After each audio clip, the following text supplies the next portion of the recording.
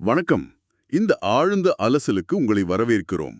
இன்னைக்கு நாம எடுத்திருக்க மிஷன் உங்க வீட்ல இருக்கிற நாய் ஏன் எப்பவும் தூங்கிட்டே இருக்கு, அப்புறம் ஏன் ஒன்னா சேர்ந்து குவியலா தூங்குது அப்படிங்கறத பத்தி தான். ஆமா, இது நிறைய பேர் யோசிக்கிற ஒரு விஷயம்தான். அதாவது நம்ம கிட்ட இருக்கிற சில குறிப்புகளை வச்சு இதை அலச போறோம். இப்ப பாத்தீங்கன்னா, பொதுவா 11 வயசு பசங்க எப்பவும் தூங்குற மாதிரி சில முழு வளர்ச்சி அடைந்த நாய்கள் கூட ஒரு நாளைக்கு 16 முதல் 18 மணி நேரம் வரைக்கும் தூங்குமா, தெரியுமா? அட, 18 மணி நேரங்கிறது பெரிய விஷயம்தான். ஆனா நாய்களோட தூக்க நேரத்தை விட அதுங்க தூங்குற முறை தான் இங்க ரொம்ப சுவாரஸ்யமான ஒண்ணு. சரியா சொன்னீங்க. இப்ப நீங்க வீட்ல 2-3 நாய்க்குட்டிகள் வளர்த்தீங்கன்னா கண்டிப்பா கவனிச்சிருப்பீங்க. அதுங்க எப்பவும் ஒண்ணு மேல ஒண்ணு ஏறி ஒரு குவியல் மாதிரி தூங்கும். கண்டிப்பா. அந்த குவியல் தூக்கம் சும்மா பார்க்க அழகா இருக்கணும்னு உருவானது கிடையாது. நாய்கள் இயல்பாகவே கூட்டமா வாழும் விலங்குகள் இல்லையா? ஆமா, அதோட மூதாதையர்களான ஓநாய்கள் கிட்ட இருந்து வந்த பழக்கம்னு சொல்லலாமா? எக்ஸாக்ட்லி. அதான் விஷயம். காட்டுல குளிரா இருக்கும்போது தங்களோட உடல் வெப்பநிலைய சீராக்கிக்கவும், அப்புறம் எதிரிகள் கிட்ட இருந்து பாதுகாத்துக்கவும் இப்படி ஒன்னோடு ஒண்ணு பின்னி பிணைஞ்சு தூங்குறது ஒரு முக்கியமான உயிர்வாழும் உத்தி. ஓ, அப்போ இது வெறும் சின்ன வயசுல கதகதப்புக்காக பண்ற விஷயம் மட்டும் கிடையாது. நிச்சயமா கிடையாது. வயசான பிறகும் இந்த பழக்கம் தொடரும். ஏன்னா இந்த குவியல் தூக்கம் அப்படிங்கிறது உடம்புக்கு வெப்பத்தை தர்றதோட ஒரு ஆழமான உளவியல் பாதுகாப்பு கொடுக்குது. உளவியல் பாதுகாப்புனா அந்த நரம்பு மண்டலம் அமைதியாகிறது பத்தி சொல்றீங்களா? ஆமாம். தங்களோட நாய் சகோதர சகோதரிகளோட ஒட்டி படுக்கும்போது அதோட இதய துடிப்பு சீராகுது. இப்ப நாமெல்லாம் தூங்கும்போது வீட்டை பூட்டிட்டு பாதுகாப்பா உணர்றோம் இல்லையா? ஆமா, கதவை சாத்திட்டு தூங்குனா ஒரு நிம்மதி இருக்கும். அதே மாதிரிதான் நாய்களுக்கு தங்களோட கூட்டத்தோட உரசி கொண்டு தூங்குறது தான் உண்மையான பாதுகாப்பு. இது அதோட மரபணுவிலேயே ஊறி போன ஒரு விஷயம். ஆனா இங்கதான் எனக்கு ஒரு பெரிய முரண்பாடு தோணுது. நாம மனிதர்களோட அந்த தனித்தனி படுக்கை வழக்கத்தை நம்ம நாய்கள் மேல திணிக்கிறோமோ அப்படின்னு தோணுது. ரொம்ப சரியான பாயிண்ட். நீங்க கடைகளுக்கு போய் படுக்க வாங்கும்போது ஒரு நாய்க்கு ஒரு படுக்கை அப்படின்னு நம்ம மனித கோணத்துல மட்டும் யோசிக்கிறோம். ஆமா, அதுதான் நடக்குது. இந்த மனித கோணம் தானே ஒரு பெரிய நடைமுறை சிக்கலையே உருவாக்குது. கண்டிப்பா.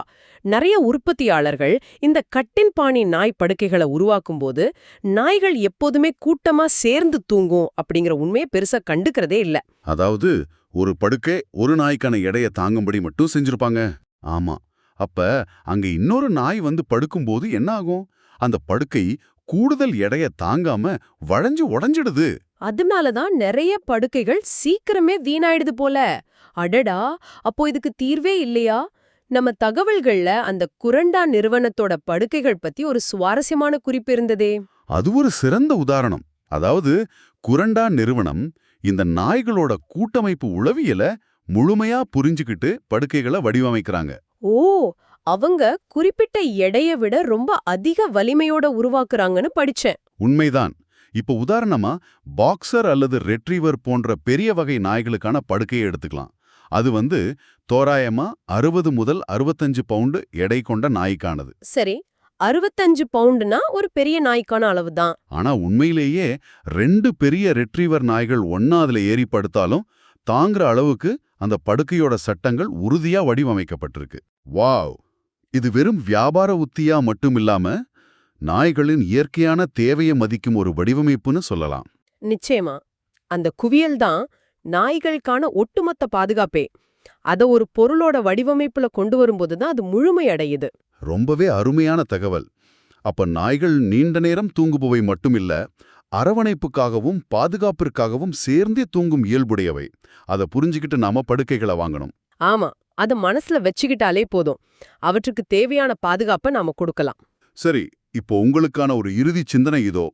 நாய்கள் இயற்கையாகவே பாதுகாப்பிற்காக கூட்டமா தூங்க விரும்புறப்போ நவீன வீடுகள்ல நாய்களை தனித்தனி அறைகளிலோ அல்லது கூண்டுகளிலோ அடைச்சு தூங்க வைக்கிறது அதோட அடிப்படை பரிணாம தேவைகளுக்கு முரணானதா? ஆமா, இது ரொம்ப யோசிக்க வேண்டிய கேள்விதான். அந்த தனிமை அவற்றின் மனநிலையை எப்படி பாதிக்கும்னு கண்டிப்பா பார்க்கணும். இதை சற்று ஆழமாக சிந்தித்து பாருங்கள். மீண்டும் அடுத்ததொரு சுவாரஸ்யமான ஆழ்ந்த அலசலில் சந்திப்போம். வணக்கம்.